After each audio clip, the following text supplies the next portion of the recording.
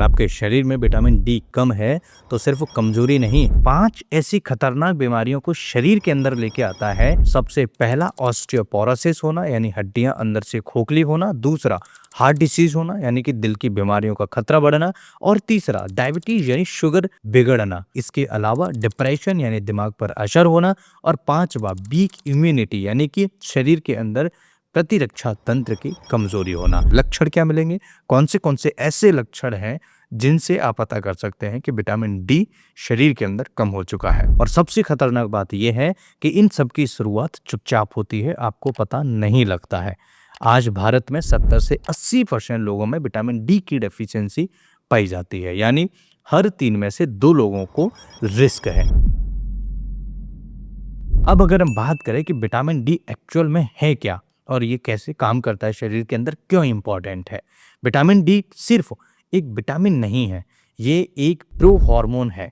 Skin में sunlight से बनता है और लिवर और किडनी इसे एक्टिव फॉर्म में बदलने में मदद करता है। फिर ये पूरे शरीर के सेल्स को सिग्नल देता है, इसलिए विटामिन डी बहुत ज़रूरी है। विटामिन डी डेफिशिएंसी के सिम्टम्स बहुत सारे आपको देखने को मिलेंगे, लेकिन ये चुपचाप होते हैं। जब बहुत ज़्यादा विटामिन डी डेफिशिएंसी होती है तब आपको सिम्टम्स देखने को मिलते हैं। अब ये समझिएगा कि सबसे इम्पॉर्टेंट लिंक क्या है विटामिन डी का। तो विटामिन डी कैल्शियम कंट्रोलर होता है। अगर विटामिन डी नहीं है शरीर के अंदर तो कैल्शियम का एब्जॉर्प्शन नहीं होगा। अब समझने की बात यह है कि अगर आप कैल्शियम नहीं खा रहे या शरीर के अंदर कैल्शियम की कमी है तो ऐसी कंडीशन में विटामिन डी डेफिशिएंसी होना बहुत ही कॉमन हो जाता है। और अगर विटामिन डी की कमी है तो कैल्शियम की कमी भी होना बहुत कॉमन हो जाता है।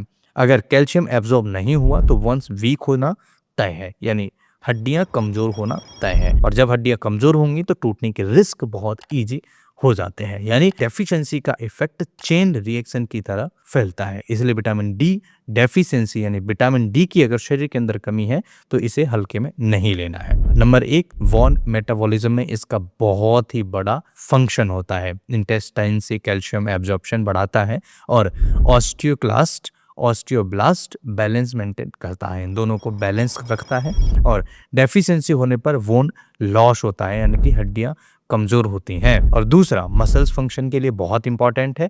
मसल्स कॉन्ट्रैक्शन रेगुलेट करता है। डेफिशिएंसी वीकनेस या फॉल रिस्क बढ़ने पर आपकी हड्डियां बहुत ईजी तरीके से टूट जाती हैं, कमजोर हो जाती हैं, वीक हो जाती हैं। तीसरा इसका फायदा होता है इम्यून मॉड्यूलेशन में, यानी कि टी सेल्स एक्टिवेट करता है विटामिन डी और इन्फेक्शन से फाइट करता है। इसलिए भी विटामिन डी बहुत ज़रूरी है। और अगर डेफिशिएंसी होगी तो फ्रिक्वेंट इन्फेक्शन आपके शरीर के अंदर आना स्टार्ट हो जाएंगे।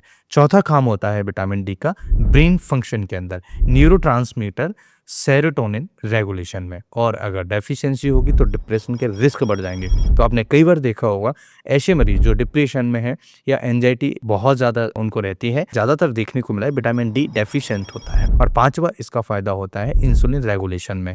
पैनक्रियाज फंक्शन सपोर्ट करता है। अगर डेफिशिएंसी होगी तो इंसुलिन रेजिस्टेंस देखने को मिलता है। तो अगर किसी मरीज को इंसुलिन रेजिस्टेंस है और अगर उस मरीज को विटामिन डी की डेफिशिएंसी है तो सबसे पहले उसकी विटामिन डी डेफिशिएंसी को कंप्लीट करिए, उसके बाद इंसुलिन रेजिस्टेंस उसका ठीक होना स्टार्ट हो जाएगा। तो विटामिन डी शरीर के हर मेजर सिस्टम से जुड़ा हुआ है, इसलिए इसे कमजोर नहीं समझना चाहिए। धूप की कमी इंडोर लाइफ से ये कम हो जाता है, यानी कि कुछ ऐसे कारण है जिनकी वजह से बहुत जल्दी विटामिन डी कम हो जाता है। तो सबसे पहला तो है कि धूप की कमी होना, यानी कि हम अंदर ज़्यादा रहते हैं, धूप में नहीं रहते हैं। दूसरा सनस्क्रीन ज़्यादा लगाना। इसके अलावा पुअर डाइट होना, लिवर किडनी डिसीजेस होना।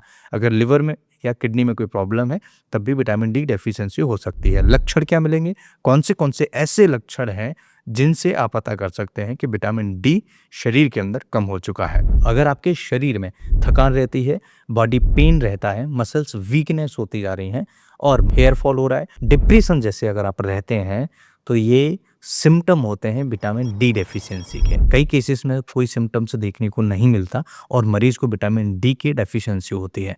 कॉम्प्लिकेशंस की अगर हम बात करें तो शरीर में विटामिन डी डेफिशिएंसी होने से ऑस्टियोपोरोसिस जैसी समस्याएं होती हैं, यानी फ्रैक्चर के रिस्क बढ़ जाते हैं। हड्डी बहुत ईजी तरीके से फ्रैक्चर हो जाती है, जरा सा गिरने पर हड्डी टूट जाती है, आपने कई लोगों में सुना होगा। डायबिटीज़ वर्सन होता है, यानी कि शुगर बढ़ती है, मरीज की दिक्कतें बढ़ती हैं।